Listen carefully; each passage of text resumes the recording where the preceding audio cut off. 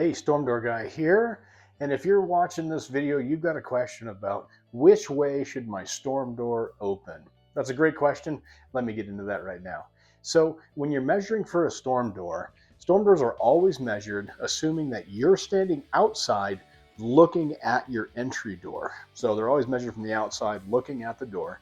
So typically 90% of the time, it's the storm door handle goes on the same side as the entry door handle. So if you're looking at your entry door and the door handle is on the left, then that's considered a left-handed outswing storm door. Depending on the manufacturer you get, they might want your hinging, and that's just which side are the hinges on if you're standing outside looking at the door. So if I'm standing outside looking at my entry door and the handle is on the left, then it is a left-handed outswing storm door.